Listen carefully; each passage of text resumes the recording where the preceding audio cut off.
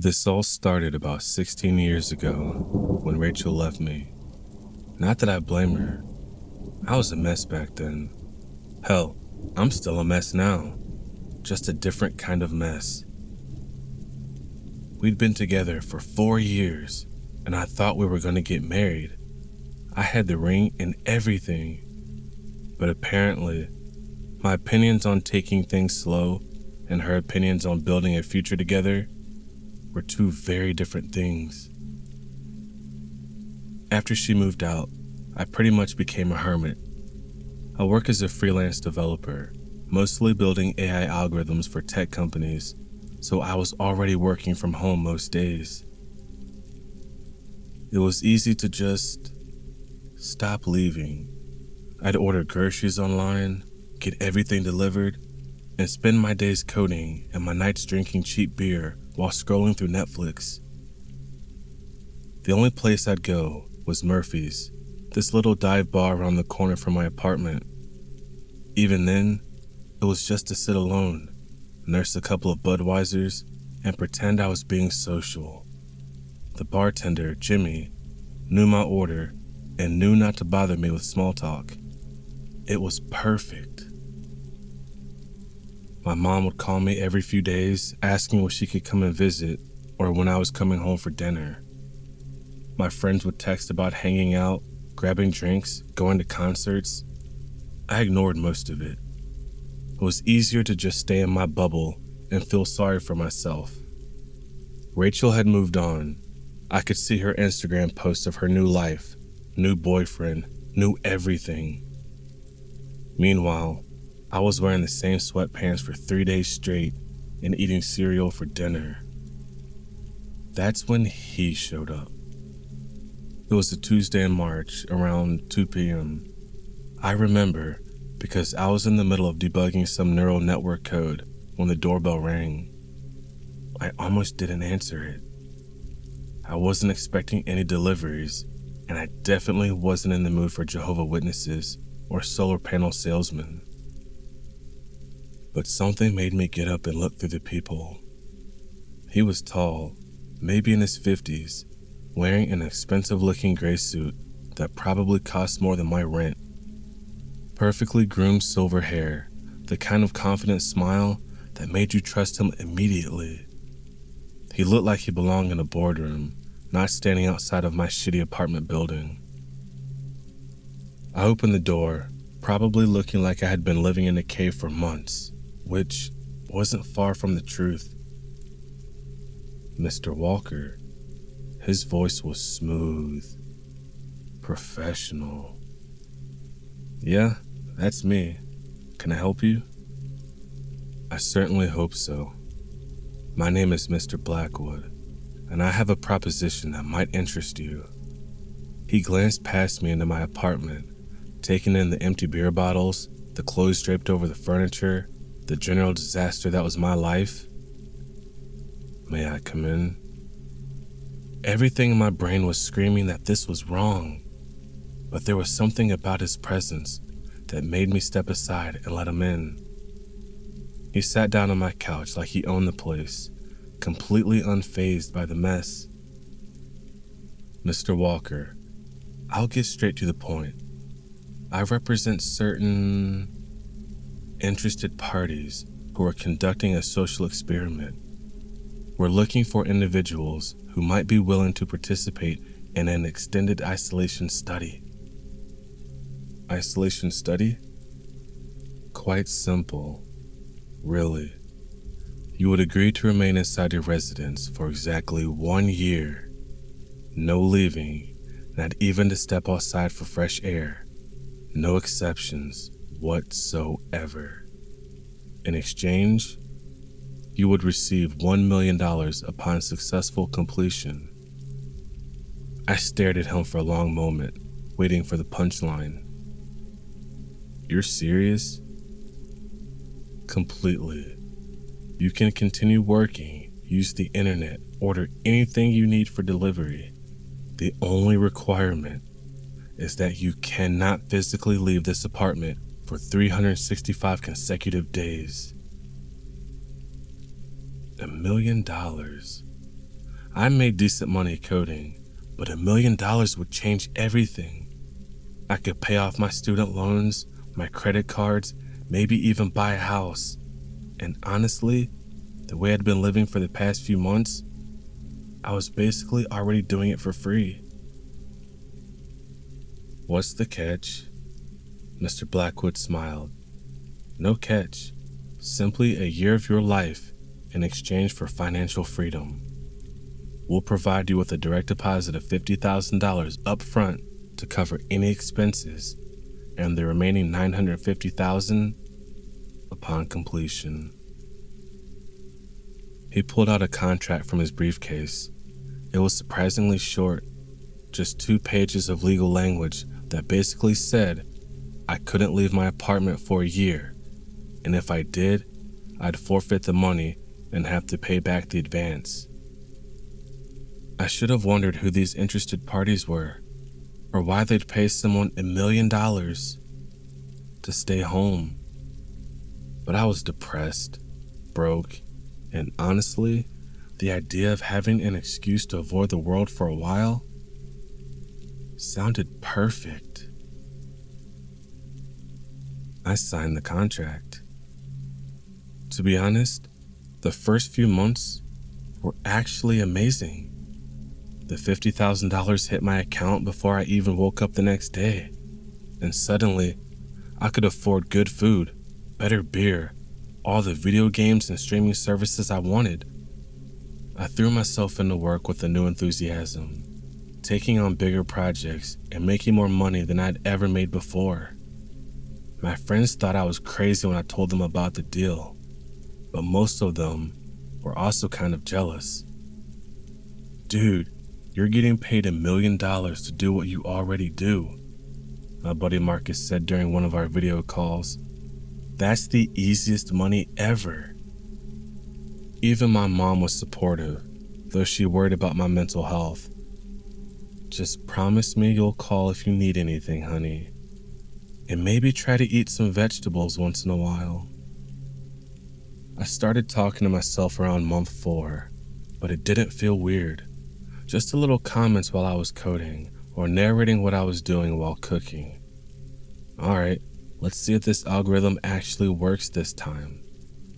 Normal stuff. Everyone talks to themselves sometimes, right? The hardest part was the loneliness that would hit at random moments. I'd be having a great day, crushing some coding project, and then I'd see a photo on social media of my friends hanging out without me, and it would feel like a punch to the gut.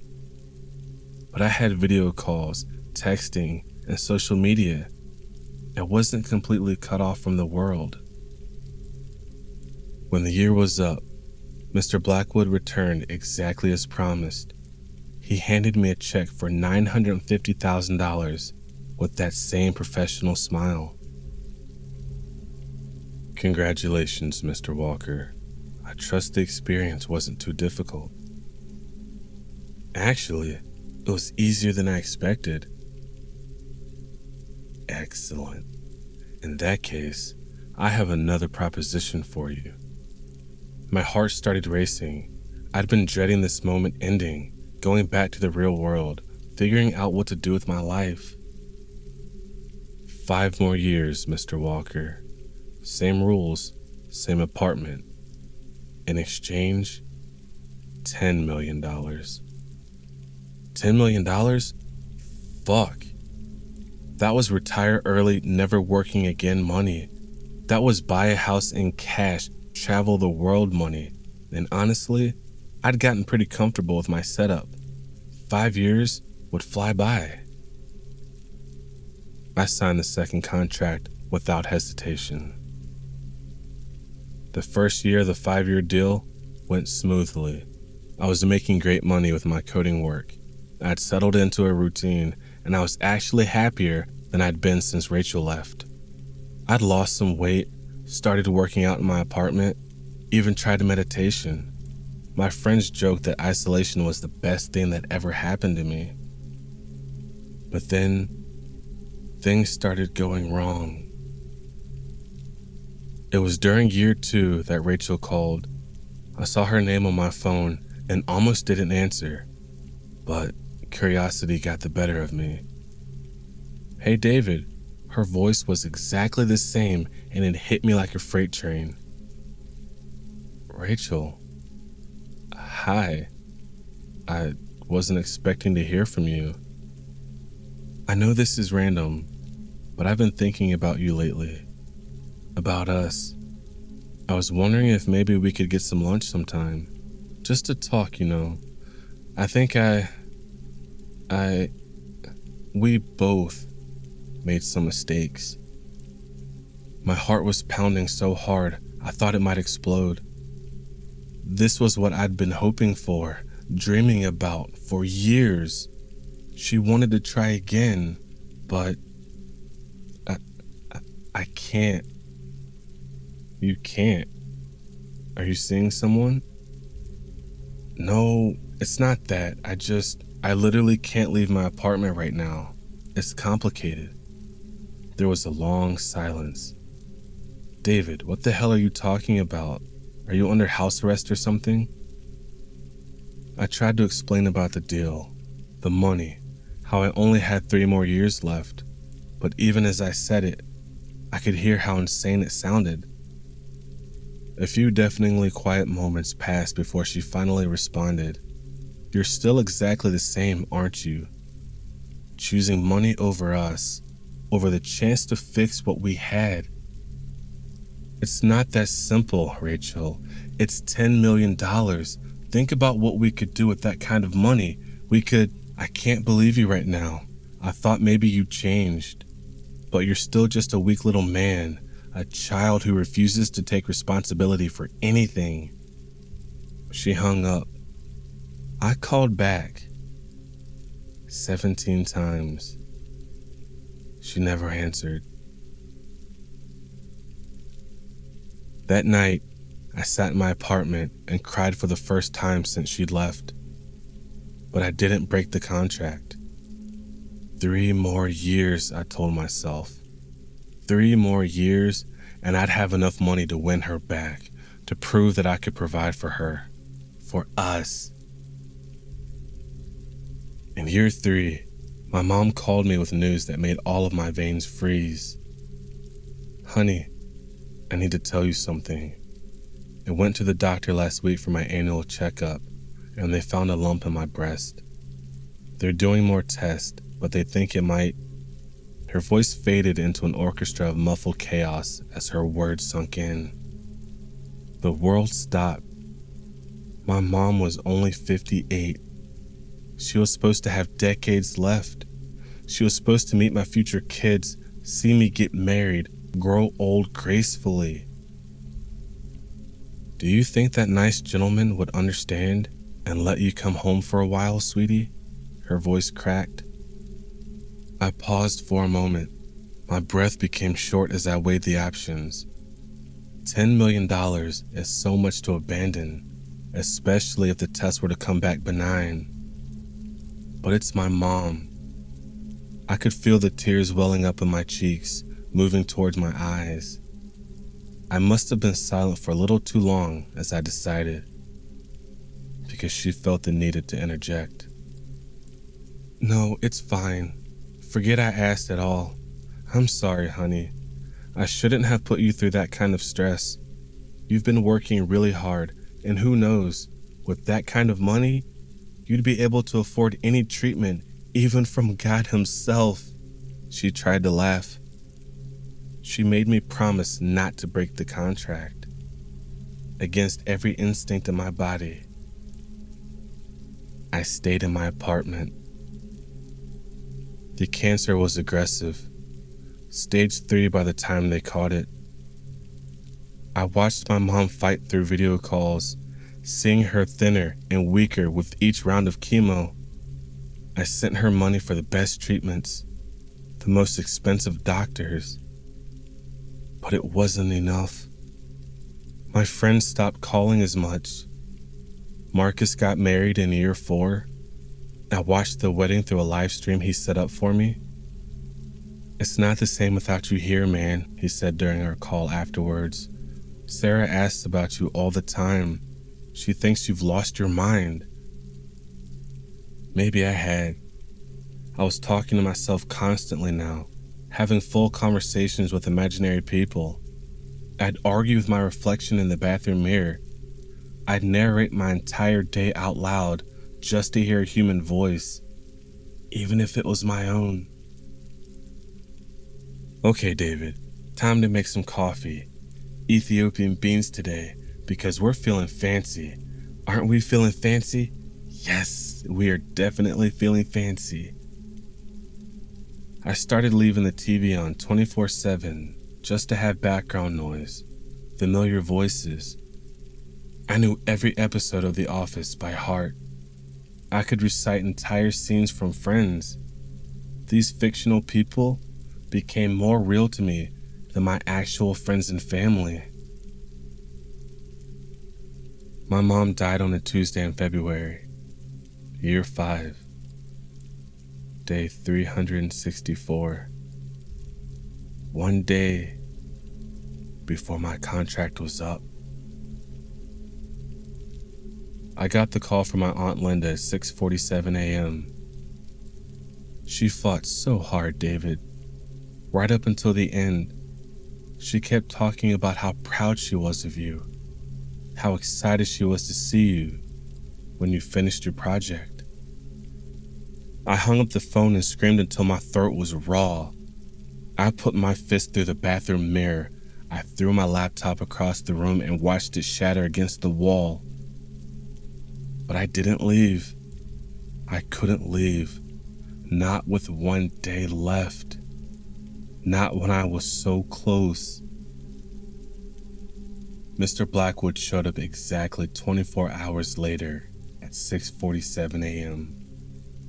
He handed me a check for $10 million. My condolences on your recent loss, Mr. Walker. Of course he knew.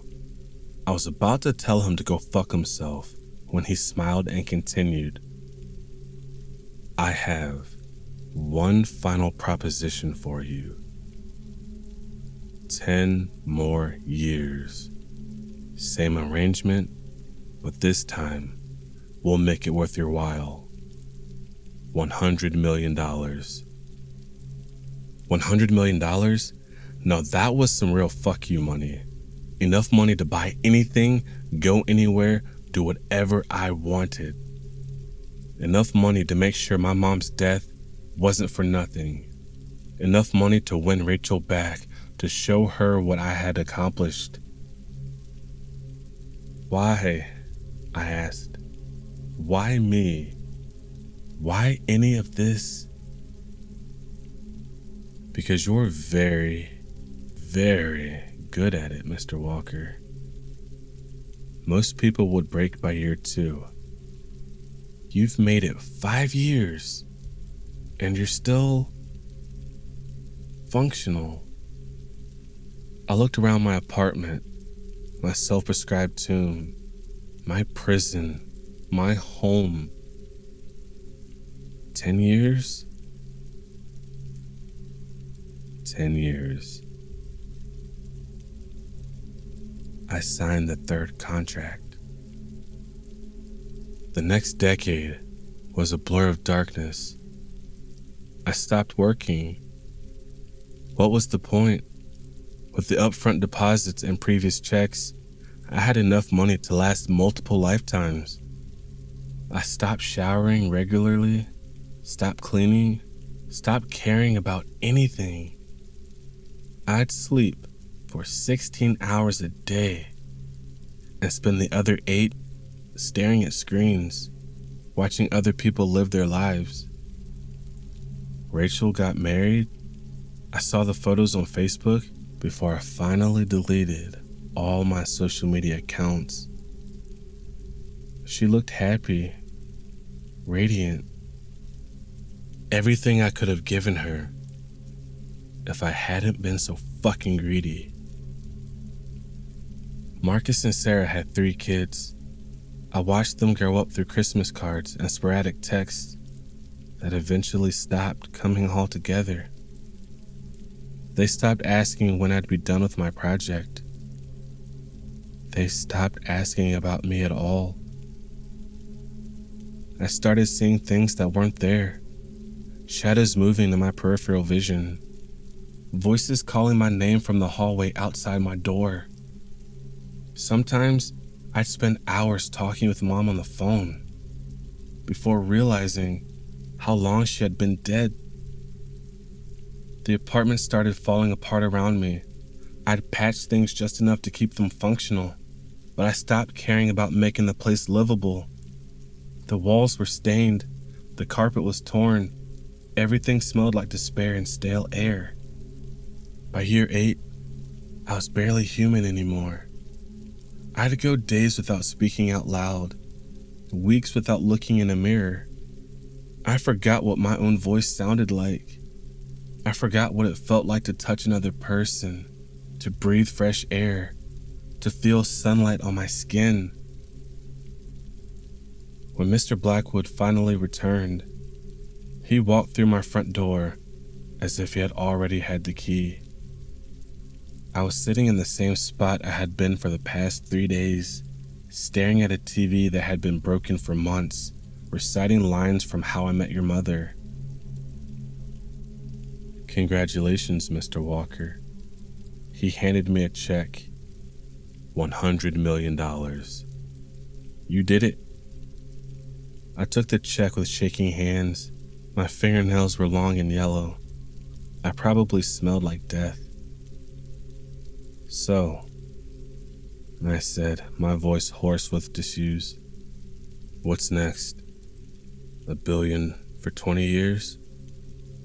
There was a tone in my voice that hinted at sarcasm, but part of me truly wanted an excuse to just lie here for a little bit longer. Mr. Blackwood laughed, a genuine sound of amusement. Oh no, Mr. Walker. You've earned this. You've given us everything we needed. You're free to go. Free to go? 16 years later, I was free to go. I walked outside for the first time in over a decade and immediately collapsed. The sunlight was too bright, the air too fresh, the sounds of traffic and people too overwhelming. I sat on the sidewalk and vomited until there was nothing left before passing out. I came to in a pull of my own waist, barely coherent, but aware enough to get my bearings.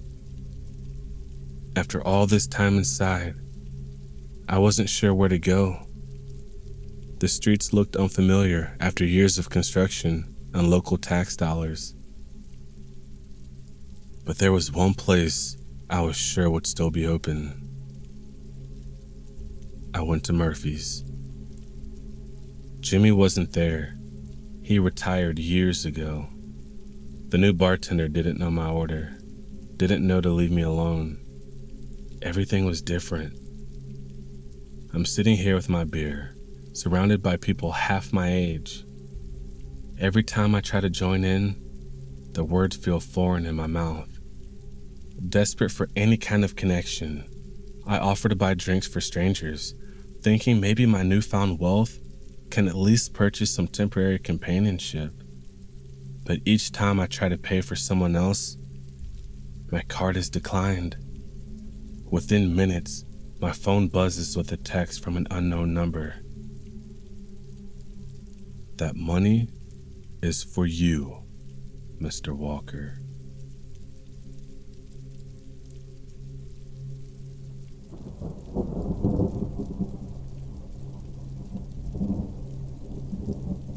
What makes university life so difficult? Is it the crushing weight of student fees? The never-ending stream of assignments that seem custom designed to drive us mad? Or perhaps it's the professors, with their monotone voices and dreary PowerPoint slides, could turn even the most curious minds into half-asleep zombies. Honestly, yes, all of the above. But here's the twist. There are some undeniably crazy people who don't see those as the hardest parts of university life. Rich kids don't worry about tuition. Brainiacs breeze through assignments. Some professors actually make learning enjoyable. So what then is the great equalizer? The answer, I'd argue, is the environment. And by that, I don't mean social environment. I'm talking about the physical campus itself. It's a mess. A disorganized, oddly structured, geographical, absurd mess. And I'm pretty sure I'm not the only one who feels this way. Our university suffers from 3 major spatial problems. The first, it's not centralized. While the main cluster of buildings, the library, cafeteria, and various academic blocks, sit relatively close together, some of our other facilities are randomly scattered across the city. You'll spot our campus logo on obscure buildings in the strangest corners of town. I still remember one semester when I had a history lecture located between a medical clinic and a cinema. Yes, really. History. Second, the main street. This is where most of the action happens. Several buildings, all arranged in a loose square. Each side hosts its own cafeteria and lecture halls. Seems efficient, right? Not quite. Because my classes aren't confined to just one block. I constantly find myself passing through what is arguably the weirdest structure on campus, the clock tower. Let's talk about the third problem. The clock tower. Old, cold, eerie, deceiving. Yes, it technically has a clock on top. Yes, it functions. But every 2 hours, it plays My Country 'Tis of Thee. The melody, famously repurposed by Britain, rings out like a national anthem for the damned. Worse, at night, the bells toll with a haunting resonance that brings to mind propaganda broadcasts from North Korea, blaring hollow melodies through decrepit speakers. It's not just unsettling, it's hellish. But what's inside is even worse. The interior resembles something out of Dracula's castle, dim, sterile, and eerily silent. There are no posters, no flyers, no signs of student life. The lectures do happen in some rooms.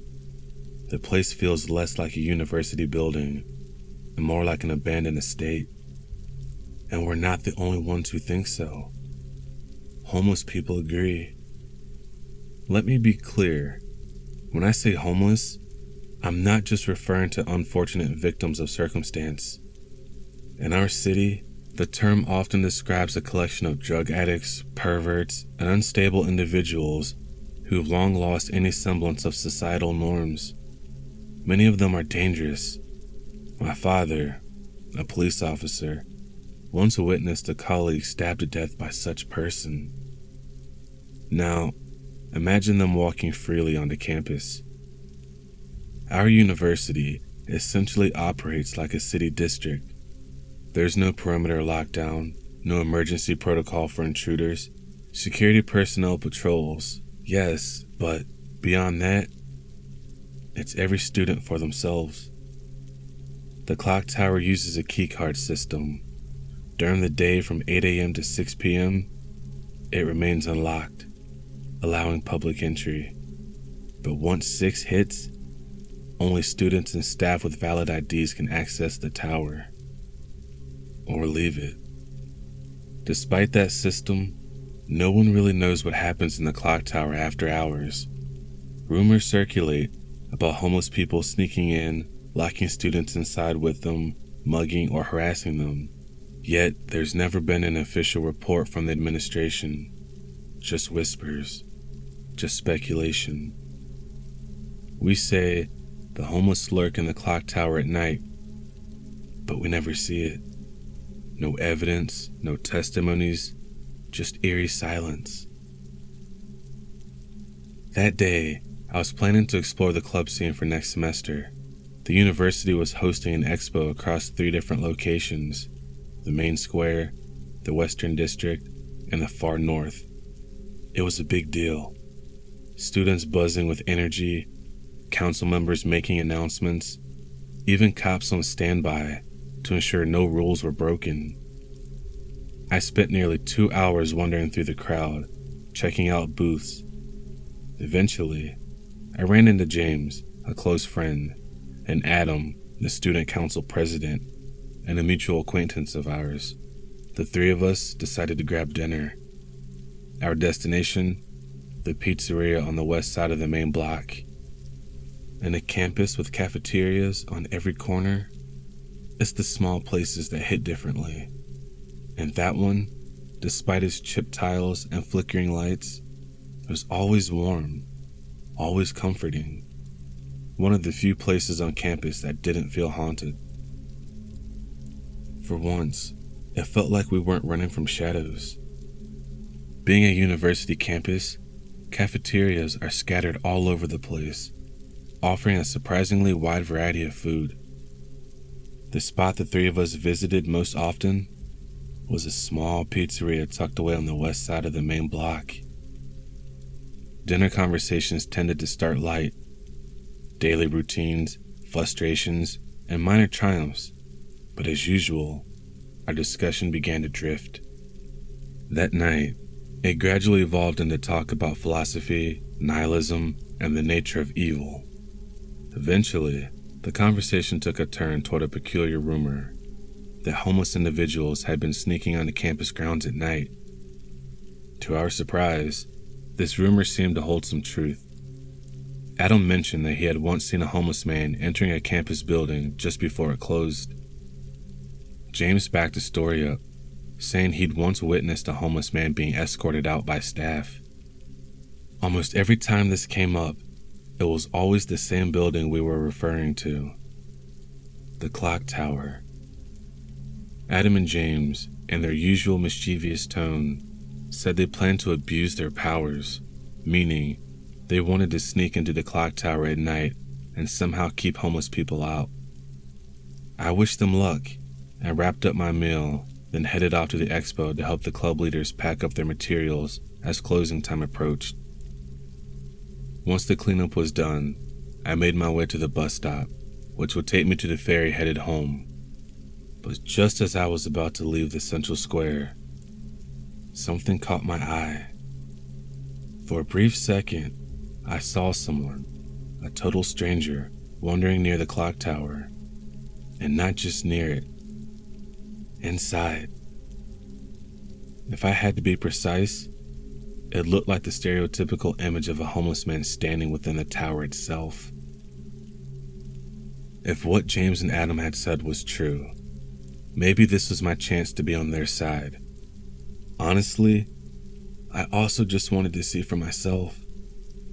Maybe that stranger was just a poorly dressed staff member. The door was still open during the last few minutes of public access, so I figured I'd take a quick look around before it locked for the night. Not that it mattered much, I could still unlock it with my student card. The moment I stepped inside, I was greeted by the familiar, unpleasant odor that always seemed to cling to the clock tower, though at night, it was even more pronounced. The place looked duller than usual, stripped of its already limited charm. With most of its light coming from the windows during the day, the tower at night was reduced to a handful of dim lights meant only to prevent total darkness. It almost felt like the school was unintentionally inviting people in with that kind of half-hearted illumination. I decided to look for the man I had seen. He was nowhere to be found, but something told me it was still worth searching further. Despite its name, the clock tower wasn't especially tall. Just 3 stories. The ground floor was mostly administrative. Registration, the infirmary, counselors, reception, places the general public frequented.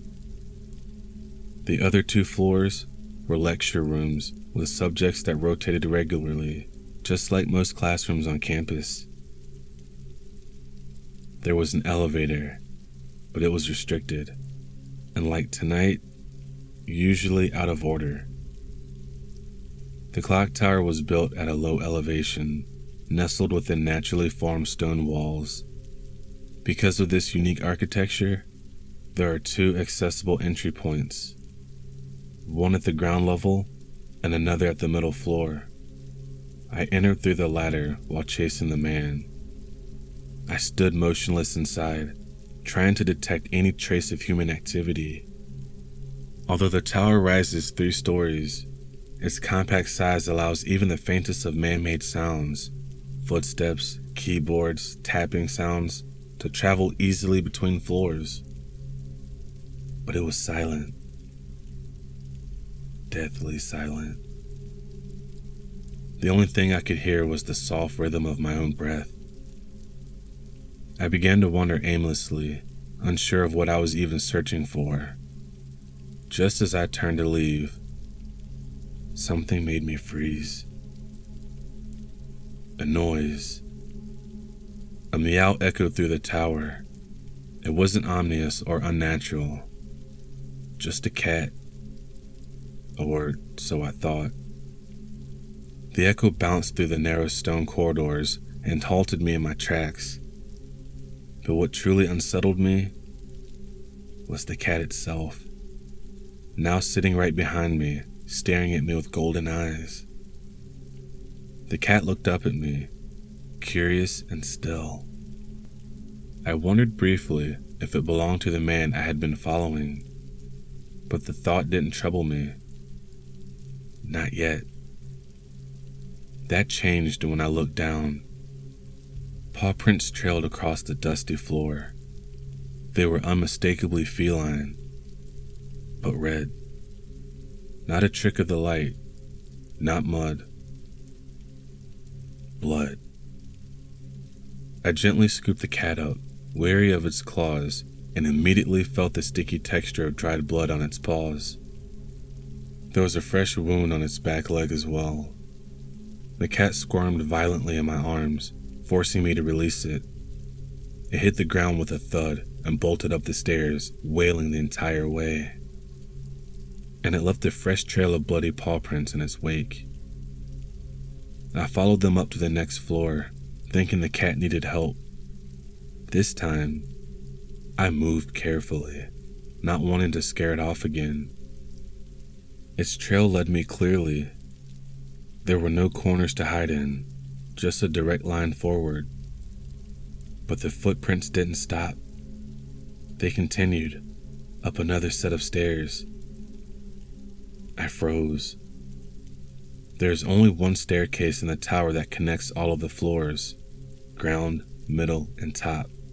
That's all. I knew this well, but here before me was a different staircase entirely, one I had never seen before. It led upward to a door. To the roof? That couldn't be. The roof of the clock tower was inaccessible without a ladder, always requiring maintenance staff to bring one in. But here I was, staring at a staircase I knew shouldn't exist. And the cat's bloody prints ended right in front of the door.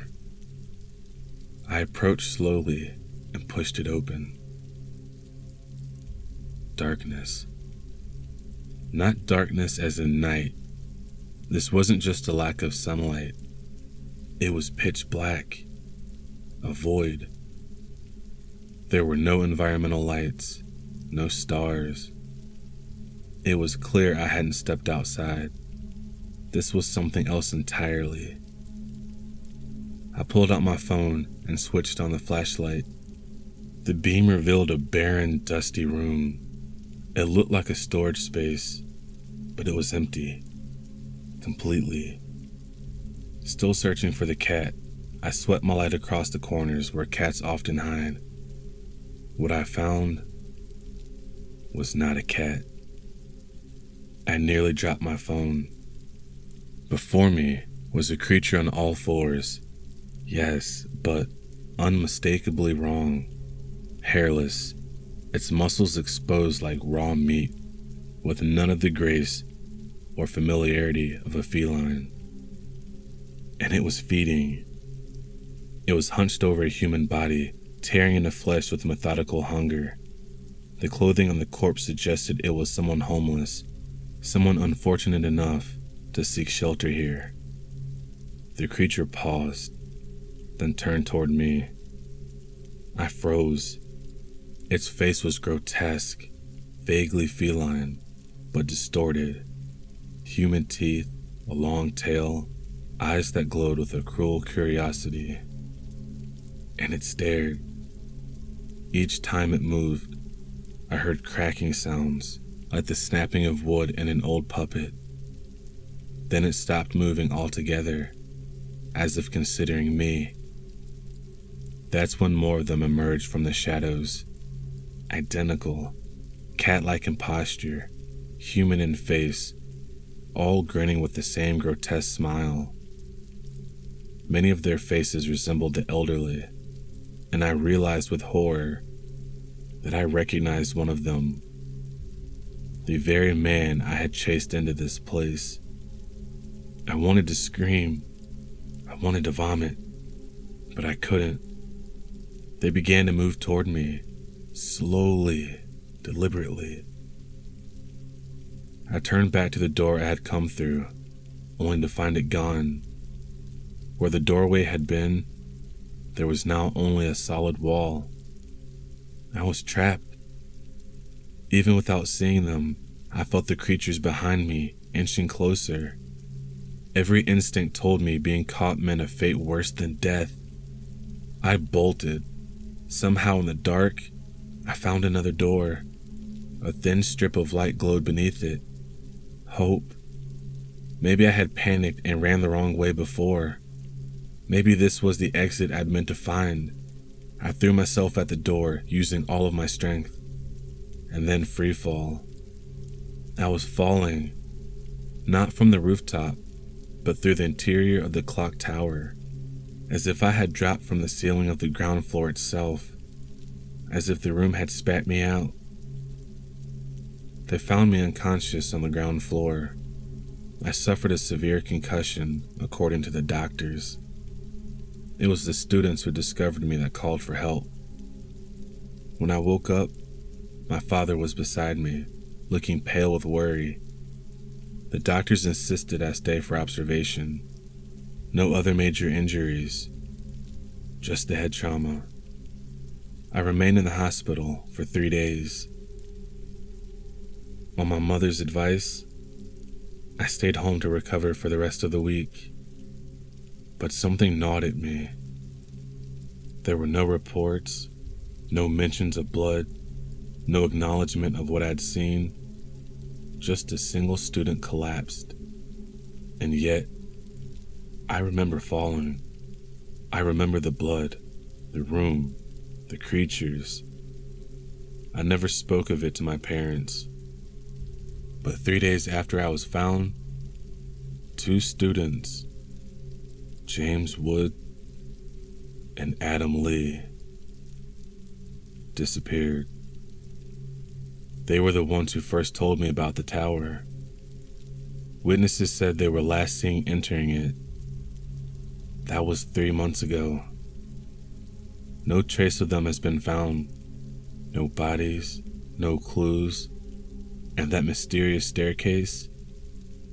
Gone. Just a blank wall where it once stood. I've returned to the clock tower once since then, only to find nothing. No stairs, no hidden rooms, no doors. Adam and James are still missing, and I have a terrible feeling I know what happened to them. Since that day, I haven't stepped foot near the tower, and I never will again. I'll take the long way. Always.